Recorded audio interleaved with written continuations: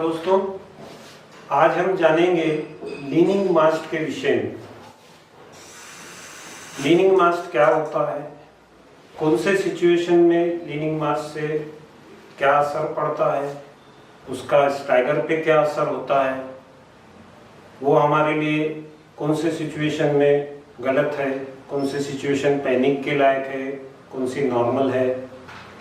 और ACTM के अनुसार मास का लीनिंग गिनने के लिए रेल लेवल से 1.85 मीटर के ऊपर प्लम पकड़ने के लिए बताया है। क्या वो सही है? जिस चीज को बेस बनाकर हम लीनिंग मास गिनते हैं, मतलब रेल लेवल, उस रेल लेवल का खुद का अस्तित्व ही खतरे में है। जैसे TTM मशीन वगैरह चलती है तो रेल लेवल ऊपर हो जाता, हमारे मास्ट पे की हुई मार्किंग वहीं के वहीं रह जाती।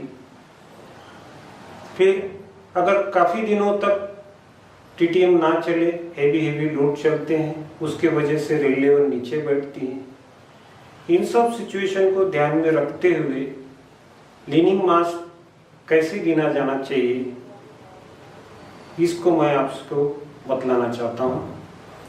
जैसे कि यहाँ बोर्ड पे आप देख रहे हैं कि 3 डायग्राम बने हुए हैं। पहला डायग्राम में एक नॉर्मल पोजीशन में मास दिखाया गया है, जिसमें ब्रैकेट है, माइनस का ब्रैकेट डार्क में दिखाया गया है और प्लस के ब्रैकेट को डॉटेड में दिखाया गया है। इंक्लाइन ड्रॉपर है और ट्रैक सेंटर है जो कि कैटनरी से मिला हुआ है, मतलब कैटनरी स्टैगर 0 जो कि टेंजेंट ट्रैक में होता है।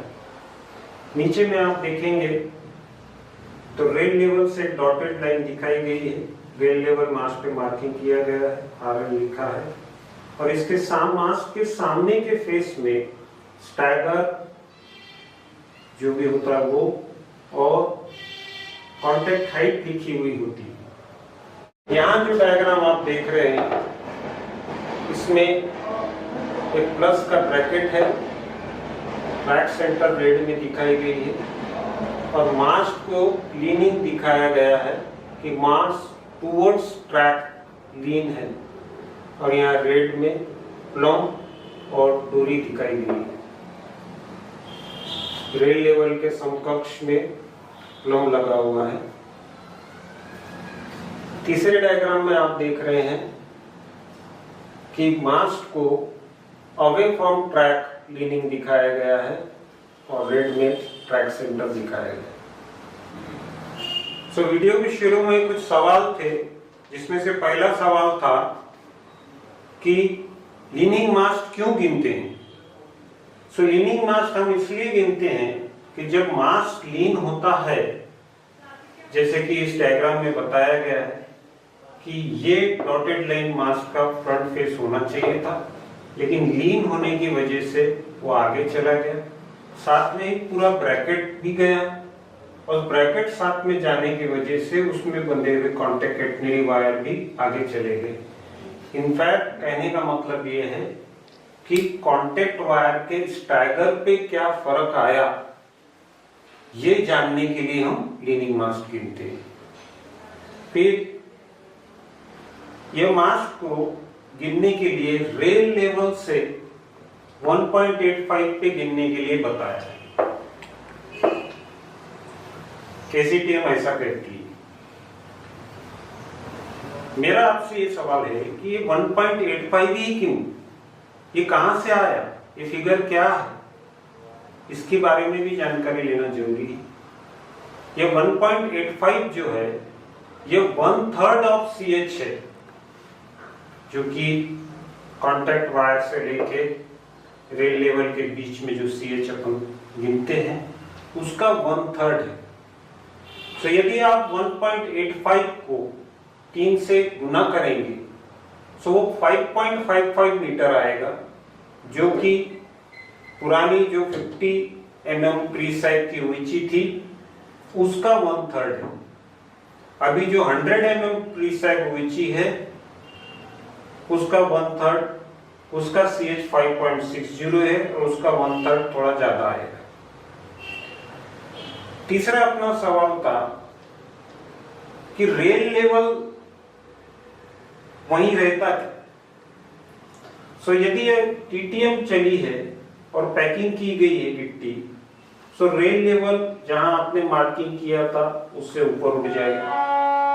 यदि 6 महीना साल भर टीटीएम नहीं चली और हेवी लोड चलते रहे तो रेल लेवल भी नीचे आ जाएगा, क्योंकि ट्रैक दबेगा। लेकिन हमारे मास्ट पे जो मार्किंग है वो तो वहीं रह जाएगी और हम वहां से लीनिंग मास गिनेंगे, सो वो गलत हो जाएगा। फॉर एग्जाम्पल मान लीजिए कि आपकी 5.60 मीटर CH है और आपकी ट्रैक 10 सेंटीमीटर दब गई और आपने ओल्ड रेल लेवल मार्किंग से गिना, तो आपकी रीडिंग्स में कुछ ना कुछ डिफरेंस आएगी। इसलिए जब भी आप लीनिंग मास गिनने जाएं, तो सबसे पहले रेल पे थ्रेड डाल के, एक नायलॉन रस्सी वगैरह डाल के नया रेल लेवल मार्किंग करें।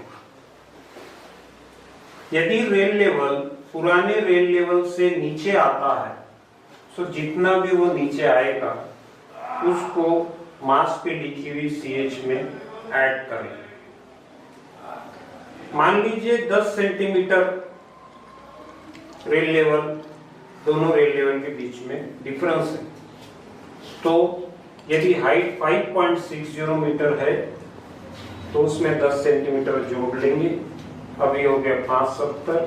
570 को यदि हम 3 से डिवाइड करेंगे तो अब हमको मिलेगा 1.90 मीटर।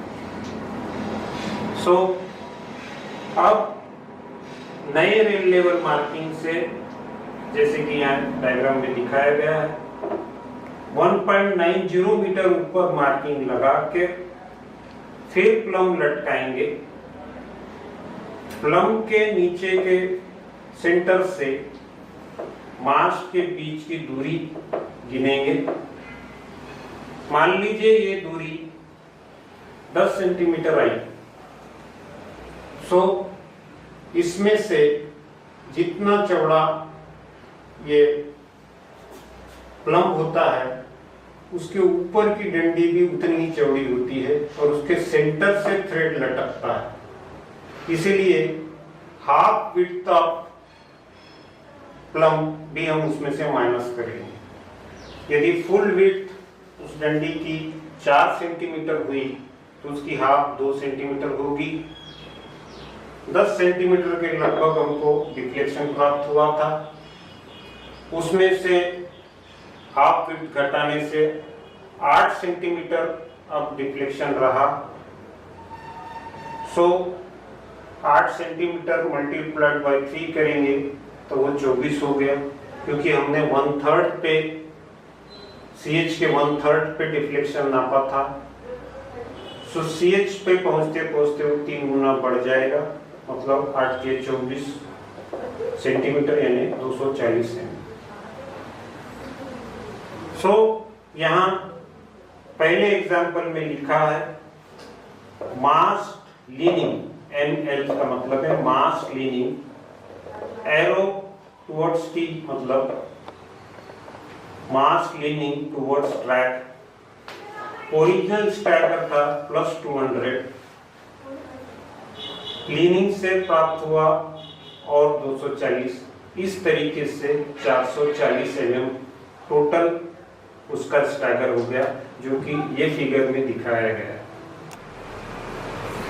सो पहले पॉइंट में 440 mm टोटल स्टैगर निकला, जो कि खतरनाक है। इसको तुरंत स्टैगर एडजस्ट करना जाना चाहिए और लीनिंग मास अटेंड किया जाना चाहिए। सो या तो फाउंडेशन लीनिंग होने की वजह से या स्क्रॉल डेप्थ से फाउंडेशन क्रैक होने की वजह से मास्ट लीन होता है। अगर ब्लैक बॉटम साइड है तो अंडर कटिंग होना बहुत जरूरी है। सेकेंड एग्जांपल में हम देखेंगे कि मास लीनिंग अपोजिट ट्रैक हो गया, स्टैगर +200 था। अब क्योंकि मास अपोजिट ट्रैक लीन हुआ, सो कांटेक्ट वायर +200 से चलते हुए 0 पार करके -40 की ओर आ जाएगा। सो ट्रैक के सेंटर के तरफ कांटेक्ट वायर ट्रैवल कर रहा है और लगभग सेंटर में ही है, इसलिए ये स्थिति डेंजरस नहीं है पिंटो इंटेंगल के हिसाब से। तीसरी स्थिति है mass leaning towards track stagger -200, जो कि आप तीसरे डायग्राम में देख सकते हैं।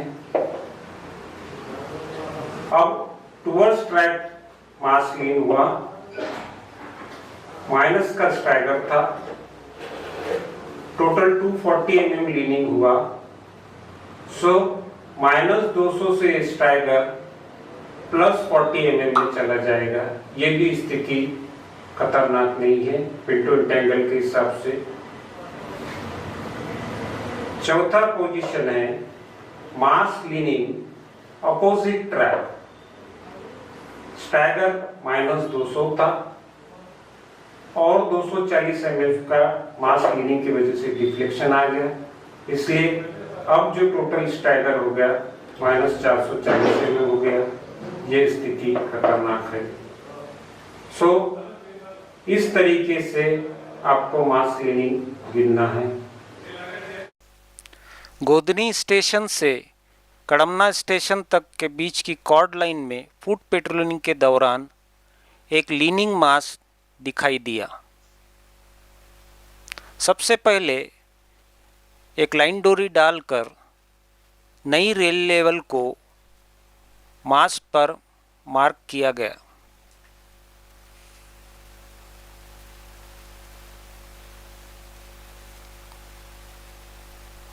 मार्कर पेन से नई रेल लेवल को मार्क किया गया।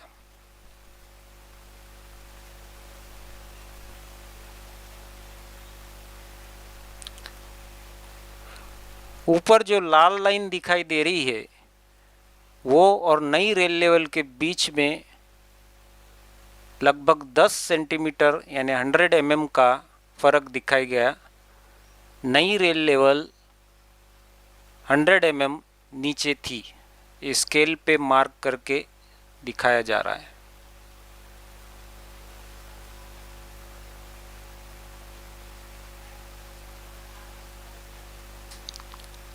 उस 10 सेंटीमीटर को ओरिजिनल CH में जोड़ा गया। अब CH 570 हो गई, उसका 1/3 190 था, सो टेप में 190 मार्किंग कर प्लम को 190 पे पकड़ा गया और फिर डिफ्लेक्शन नापा गया।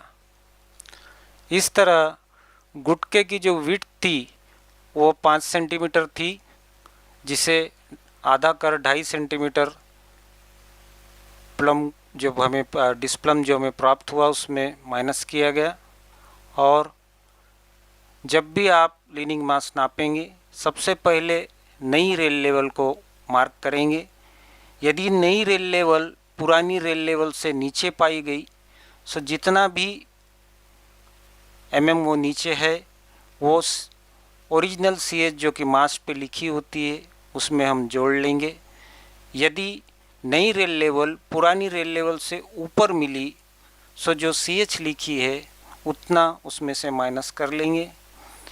प्लम नापने के बाद गुटके की हाफ विड्थ तुरंत जो रीडिंग आई उसमें से माइनस कर लेंगे, फिर 3 गुना करके कांटेक्ट वायर का डिफ्लेक्शन नापेंगे। इस तरह लीनिंग मास होने के बाद कांटेक्ट स्टैगर में क्या फ़र्क आया ये ज्ञात करेंगे। धन्यवाद।